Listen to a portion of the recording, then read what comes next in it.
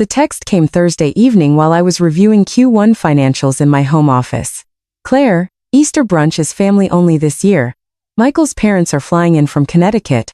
His managing director might stop by. Having you there would create questions.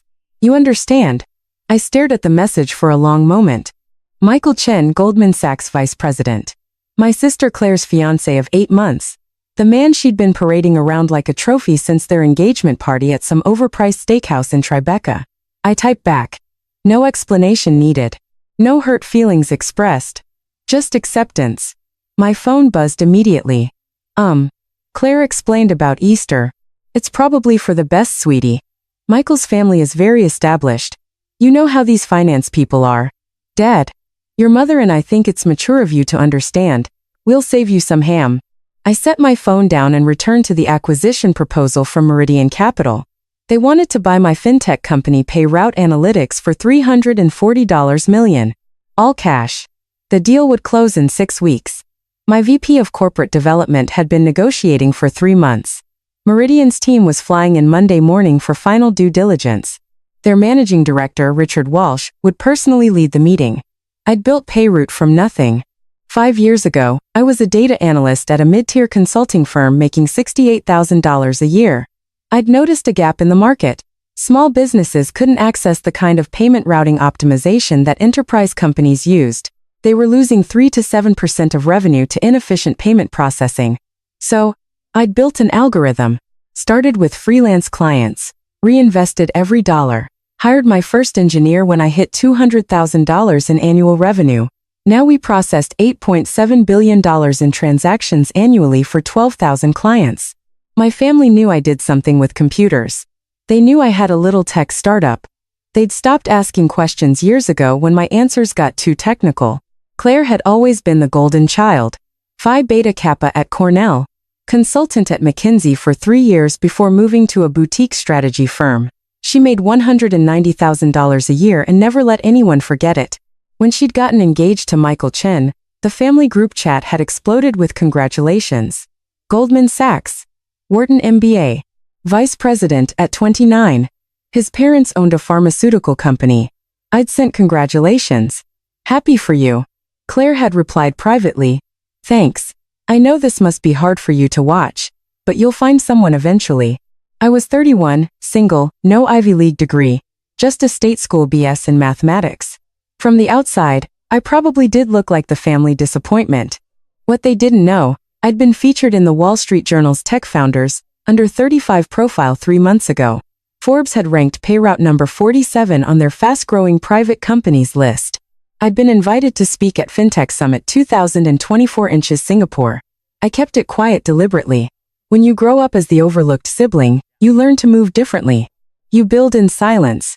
You let results speak. And Monday results would speak very loudly. Easter Sunday I went to my favorite brunch spot in Brooklyn, a quiet French place where nobody knew me. I ordered eggs Benedict and read the Sunday Times. My phone stayed silent. No family photos. No updates. Around 2 p.m. my phone buzzed. Claire, Easter brunch photo. The image showed my parents, Claire, Michael, and an older couple I assumed were Michael's parents. Everyone in pastels and spring florals. Champagne flutes raised. The table set with my mother's good china. They were at my parents' house in Westchester. The same dining room where I'd eaten thousands of meals. The same table where I'd done homework while Claire got help from expensive tutors. I zoomed in on Michael Chen. Pensive. Confident smile. Custom suit even for casual brunch. The kind of guy who'd grown up assuming doors would open for him. Wish you were here, sweetie. Saved you a plate. I didn't respond. Instead, I opened my email and reviewed tomorrow's schedule one more time. 9 a.m. Meridian Capital arrival. Executive Conference Room 9:30 a.m. Presentation of Q1 Financials 10:30 a.m. Technology Demonstration 11:30 a.m. Due Diligence Q&A 1 p.m. Working Lunch 2:30 p.m. Terms Discussion with Richard Walsh. My assistant had confirmed everything Friday. Coffee preference for each attendee. Dietary restrictions. Car service from their hotel. Richard Walsh. Managing Director at Meridian Capital. Former Goldman Sachs partner. One of the most respected dealmakers in fintech investing. I'd researched him thoroughly. MIT undergrad, Harvard MBA, 30 years in finance, known for personally leading major acquisitions. When Richard Walsh showed up, you knew the deal was serious. What I discovered during my research, Richard Walsh had left Goldman Sachs 3 years ago to launch Meridian. Before he left, he'd been the head of Goldman's technology, media, and telecom investment banking division. Michael Chin reported to that division, which meant Richard Walsh was probably Michael Chin's skip-level boss before the transition. Possibly had hired him. Definitely knew him. I smiled at my Sunday brunch eggs. Tomorrow was going to be interesting. Monday morning arrived cold and clear. I put on my favorite suit, charcoal Armani, tailored perfectly. Red statement heels, hair pulled back in a sleek ponytail. The Wall Street Journal profile had described my style as understated power. I like that. My driver picked me up at 7:30. Payroute's headquarters occupied 3 floors of a renovated building in Soho. Exposed brick, floor-to-ceiling windows, modern furniture. We designed it to impress. I arrived at 8:15. My executive team was already there. Meridian confirmed arrival for 9 a.m. Sharp.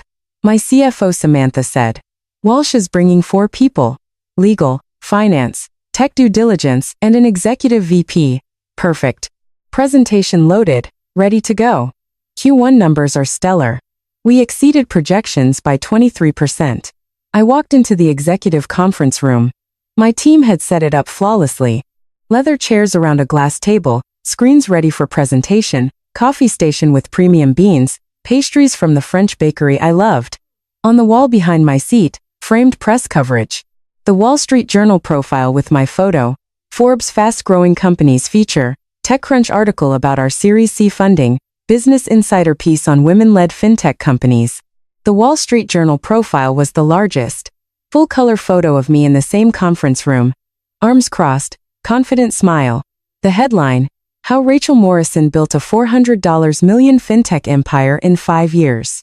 I changed my last name legally at 25. Morrison was my maternal grandmother's maiden name. My family still knew me as Rachel Chen. It's same last name as Michael. Common Chinese surname. Pure coincidence. Or perhaps fate had a sense of humor. At 8:55 reception called. Miss Morrison, the Meridian Capital team has arrived. Send them up. I stood at the elevator bank as the doors opened. 4 people emerged in business formal. 3 men. 1 woman. At the front, Richard Walsh, 62 years old according to LinkedIn. Silver hair, custom suit, the kind of presence that commanded rooms. He extended his hand, Miss Morrison. Richard Walsh, thank you for hosting us.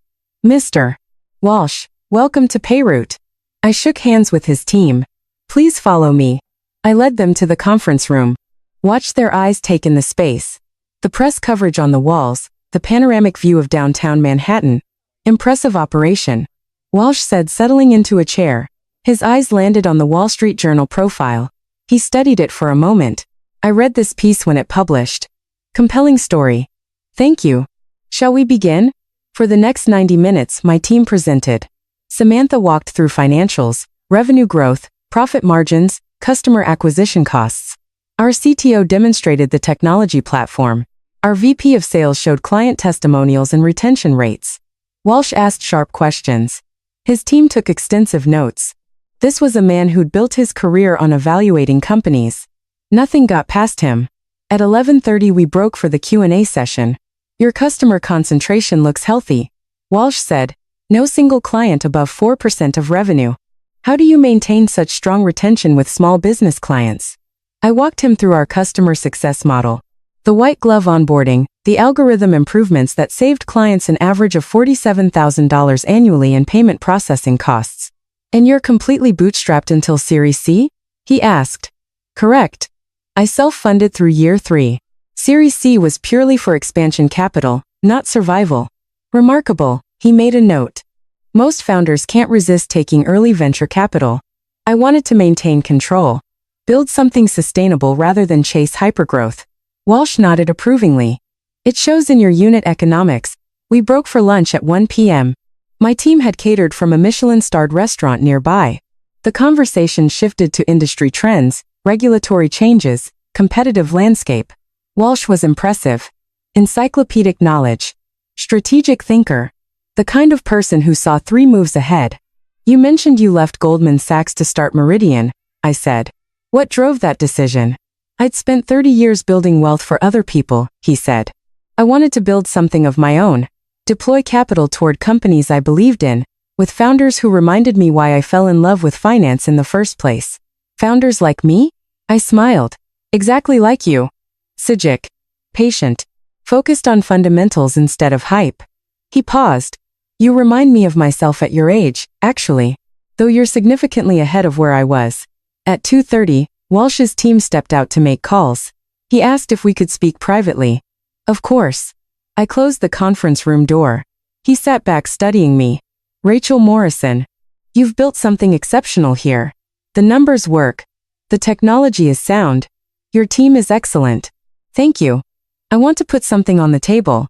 We came here prepared to offer $340 million as discussed.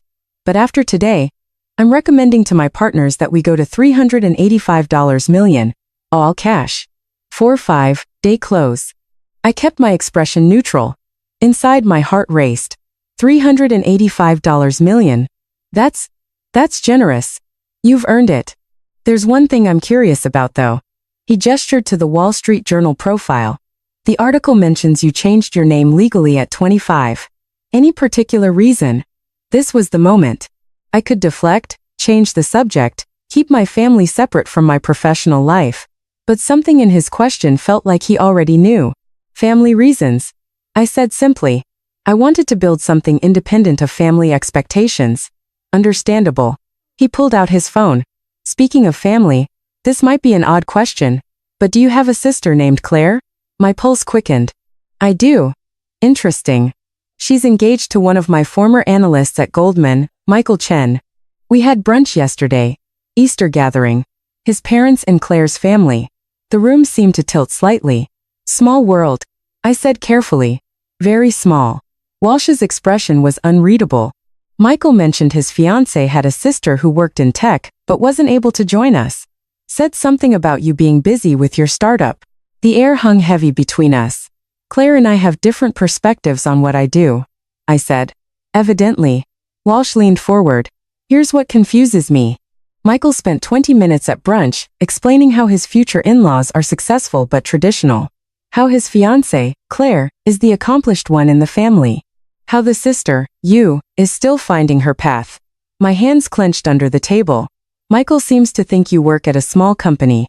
Maybe make $60,000-$70,000 a year. He actually said, and I quote, it's sweet that she's trying, but some people aren't cut out for high-level business. The words hit like physical blows. Walsh continued, and then I show up here this morning to negotiate a $385 million acquisition with Rachel Morrison, who I now realize is Rachel Chen, and I'm sitting across from the woman Michael described as a well-meaning failure. He doesn't know, I said quietly. Clearly not. Walsh's eyes gleamed. The question is, why? I met his gaze. Because I learned a long time ago that my family sees what they want to see. Claire needed to be the successful one. That was her identity. I didn't need to take that from her. So you built a $400 million company in silence. Success doesn't require an audience. Walsh laughed, a genuine, delighted sound. Rachel, you are exactly the kind of founder I love working with. He stood, extending his hand. Let's finalize this deal. And then, if you're amenable, I'd very much like to see the look on Michael Chen's face when he realizes who his fiancée's sister actually is. I shook his hand. I think that can be arranged. The deal closed 43 days later. $385 million. All cash. Meridian Capital would take a 60% stake. I'd retain 40% and stay on as CEO for a minimum of 3 years. The press release went out on a Tuesday morning. Meridian Capital acquires majority stake in Payroute Analytics for $385 million. Leading fintech company Payroute Analytics announces strategic acquisition by Meridian Capital. Founder and CEO Rachel Morrison will retain significant equity and continue leading the company's growth. The Wall Street Journal ran it as front-page business section news. TechCrunch led with it. Bloomberg covered it on their morning show. My phone started ringing at 6 a.m. I ignored the calls. I was in my office watching the news coverage on my monitor when my assistant buzzed. Miss Morrison, there's a Michael Chen here to see you. He says it's urgent. He doesn't have an appointment. I checked my watch. 9:47 a.m. Send him up. 3 minutes later, Michael Chin stood in my office doorway. He looked exactly like his photos, handsome, well-dressed, but now his face was pale, his eyes wide. "You're Rachel Morrison," he said. "I am. Claire's sister is Rachel Chin. Also me. I changed my name legally 6 years ago." He stepped into my office, staring around like he'd entered an alternate dimension. The floor-to-ceiling windows overlooking Soho, the modern art on the walls, the Bloomberg terminal on my desk. "You're the Payroot CEO." "Yes. Richard Walsh called me this morning. He asked if I knew that my fiancé's sister just closed a $385 million acquisition deal. He asked if I was aware that I'd described her as sweet but not cut out for high-level business at Easter brunch. I said nothing. Michael's voice rose. "You let me say those things. You let Claire tell you not to come to Easter because you'd be awkward around finance people. You let your entire family think you're some kind of struggling tech worker. I never lied about what I do. But you never corrected us. You never asked." I leaned back in my chair. "Michael, when's the last time anyone in my family asked me a single specific question about my work?" He opened his mouth, closed it. "Claire knows I run a fintech company. She's never asked the name, never asked about revenue or employees or funding. She knows I work with payment systems and decided that meant I was an entry-level analyst somewhere. Because you let her think that." "No. Because she needed to think that. Claire's identity is built on being the successful one, the accomplished daughter, the one who made it. If I had told her the truth, that I built something worth $400 million while she was climbing the corporate ladder, it would have shattered her self-image. So, you protected her ego by hiding your success? I protected my peace by not making my success her crisis." Michael stared at me. "Richard Walsh thinks this is hilarious. By the way, he's telling everyone at Meridian about Michael Chen's fiancé whose awkward sister just became wealthier than everyone at the Easter table combined. Your concern seems to be about your professional reputation, not Claire's feelings." His face flushed. "Do you have any idea how this makes me look? I vouched for Claire's family being normal, middle class, respectable. Now my managing director knows I didn't even know my future sister-in-law is a major player in the industry I work in. Again, you never asked. Claire's going to be devastated. Claire's going to be embarrassed that she didn't know," I corrected. "There's a difference." My phone buzzed. A text from Claire. "Claire, we need to talk." "No. She knows," I said. "Mom called her. Apparently, a friend saw the Bloomberg coverage and sent it to your parents. Your dad thought it was a different Rachel Morrison until he saw your photo. And now Claire's upset. She's in complete meltdown. She's been calling me non-stop. She thinks you deliberately hid this to humiliate her." "I hid it to avoid exactly this conversation. You should have told us." "Why?" I stood walking to my window. "So, you could all treat me differently? So, Claire could feel threatened? So, my parents could suddenly be interested in my life after ignoring it for 30 years? I built this company because I'm good at what I do, not because I needed my family's validation. Family shares these things, Rachel." I turned to face him. "Michael, let me ask you something. When you started dating Claire, she told you all about me, right? What did she say?" He hesitated. "Let me guess. My sister works in tech, but she's not really successful. She's still finding herself.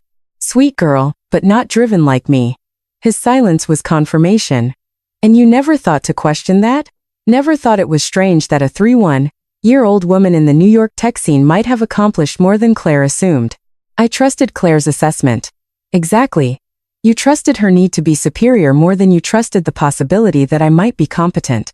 I walked back to my desk. "Michael, I don't blame you. You saw what you expected to see. But don't stand in my office and tell me I owed you disclosure when you never bothered to look." He stood there visibly wrestling with something. "Richard wants me to bring Claire to dinner this Friday. You, him, his wife, me, and Claire. He says it's important for family dynamics in the deal." "That's not about family dynamics. Richard wants to watch Claire realize who I am." "Will you come?" I considered. "Where?" "Le Bernardin. 7 p.m. Le Bernardin. One of the most expensive restaurants in Manhattan, where people went to impress. I'll be there." Friday evening, I wore a black Tom Ford dress and the Cartier watch I'd bought myself when Payroot hit $100 million in revenue. My driver dropped me at Le Bernardin at 6:55 p.m. Richard Walsh was already there with an elegant woman I assumed was his wife. He stood when I approached. Rachel, you look wonderful. This is my wife, Catherine. Lovely to meet you, Catherine said warmly. Richard hasn't stopped talking about your company all week. It's kind of him to be so enthusiastic. Kind nothing. He's got excellent instincts and you're exactly the kind of founder he respects. Michael and Claire arrived at 7:03. Claire wore a blush pink dress. Expensive but trying too hard. Her eyes found me immediately and I watched the calculation happen. She clearly Googled me, seen the articles, done the math. Now she had to figure out how to play this. Rachel, he air-kissed both my cheeks. You look successful. Thank you. You look lovely too. We sat. Richard orchestrated the seating. Him at the head. Catherine to his right. Then me. Michael to his left. Then Claire. Directly across from me. The sommelier brought wine. Richard made small talk about the restaurant, the menu, the weather. All the while Claire's eyes kept darting to me. Finally, after we'd ordered, Richard leaned back. So, Claire, Michael tells me you work in strategic consulting. Yes. I'm at Brighton Advisory. We work with Fortune 500 companies on operational efficiency. Impressive. What's your client portfolio like? Claire launched into her pitch, the companies she'd worked with, the problems she'd solved, the promotions she'd earned. Richard listened politely. Catherine asked intelligent questions. When Claire finished, Richard turned to me. Rachel, tell Claire about the Q1 numbers. I think she'd find them interesting. Oh, I don't think I started. Please. Humor me. I set down my wine. Q1 revenue was $127 million. We exceeded projections by 23%, processed $2.4 billion in transactions, added 847 new clients. EBITDA margin held at 34%. Claire's face froze. And the expansion plans? Richard prompted. We're opening European operations in Q3. Already have regulatory approval in the UK and Germany. Projected European revenue of $80 million by end of year 2. Outstanding. Richard turned to Claire. Your sister built quite an operation. Michael mentioned you two are close. Claire's smile was brittle. We're family. Rachel mentioned she couldn't make Easter brunch. That must have been disappointing. It was a small gathering, Claire said carefully. Of course. Michael mentioned his managing director might stop by. That was me, actually. Richard's smile was pleasant. I remember you mentioning your sister worked in tech. Something about a startup. Michael looked like he wanted to disappear into his chair. Claire's eyes met mine. In them, I saw the full scope of her realization. Not just that I was successful, but that I'd been successful the entire time she'd been pitching her career to me. Every condescending comment, every dismissive assumption. I didn't realize Rachel's company was so substantial, Claire said. $400 million in valuation, Richard said tearfully. Post-money, of course. With the acquisition, she's now one of the most successful fintech founders under 35 inches the country. That's wonderful, Claire managed. And she did it while you were telling people she was finding her path, Richard added. His tone still pleasant but his eyes sharp. That must be quite a revelation. The table fell silent. Catherine cleared her throat delicately. Richard, darling, I think we've made our point. Have we? Richard took a sip of wine. Because I'm curious. Claire, when was the last time you asked your sister about her work? Really asked. Not assumed, but inquired. Claire's face flushed. We don't really talk about work. No. That's interesting. Because Michael mentioned you spent quite a bit of time at Easter explaining your career to my wife and me. But when it came to Rachel, the description was, what was it, Michael? Michael looked miserable. I said she was still figuring things out. Right. Still figuring things out. Richard looked at me. Rachel, when you founded Payroot, what year was that? 2019. 5 years ago. And Claire, how long have you been at Brighton? 4 years.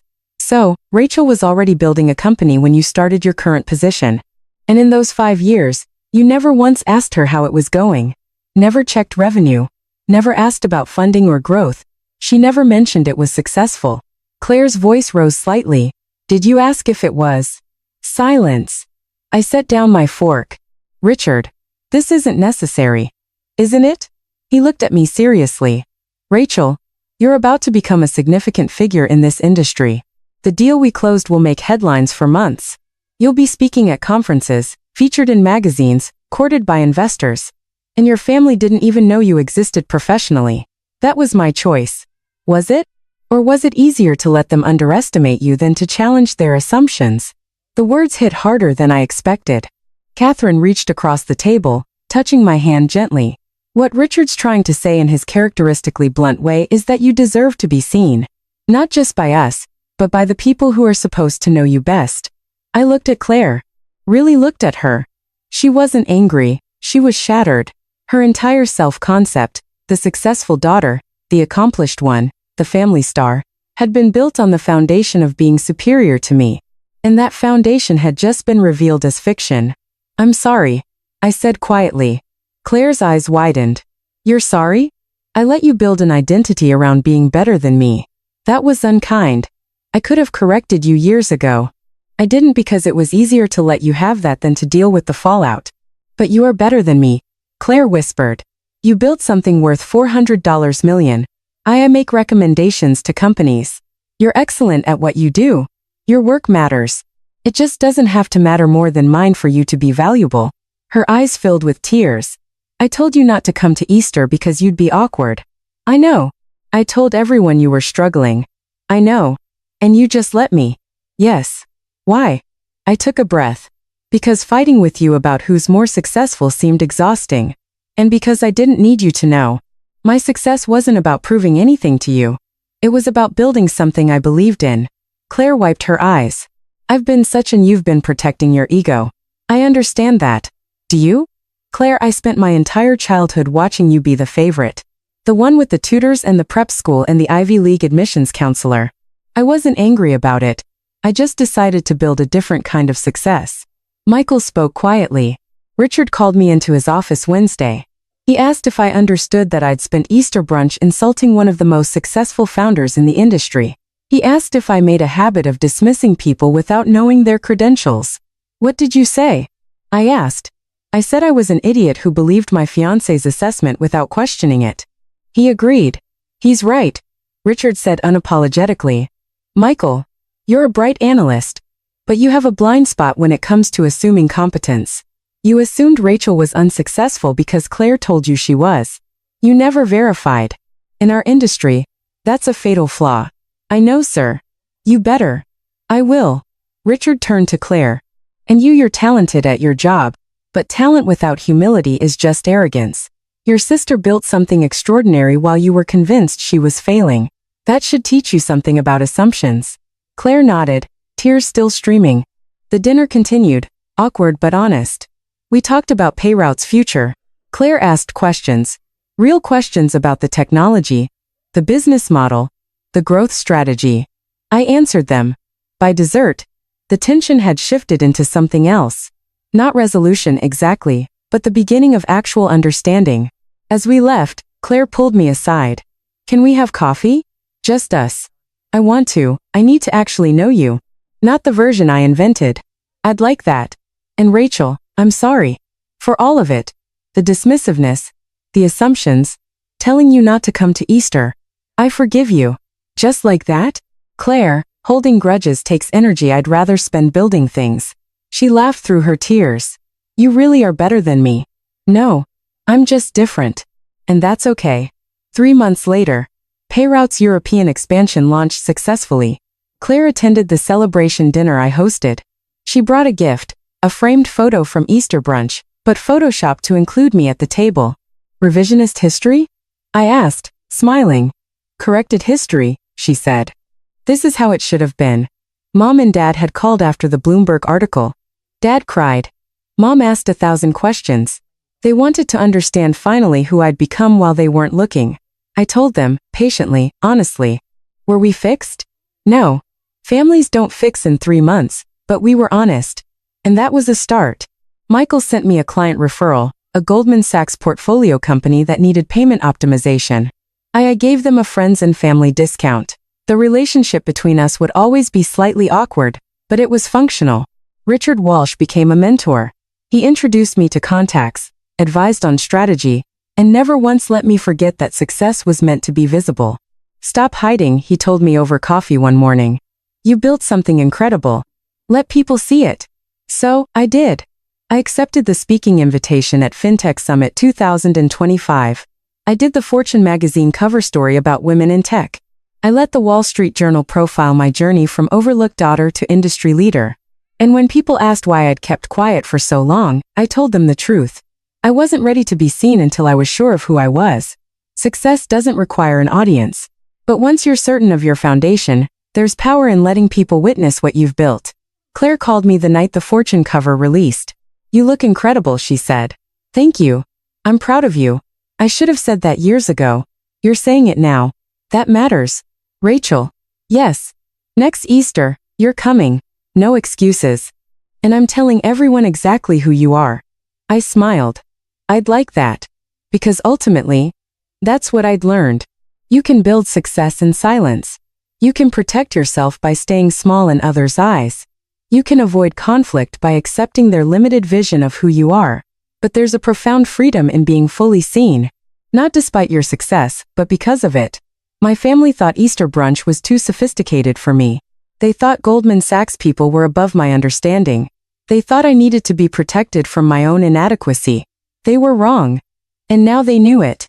Not because I'd fought to prove them wrong, but because I'd built something so undeniable that the truth revealed itself. Richard Walsh had been right. Success doesn't require an audience, but it's so much sweeter when the people who underestimated you finally see who you've become. And the look on Michael Chen's face when he walked into my office that Tuesday morning, that was worth every quiet year of building in the shadows.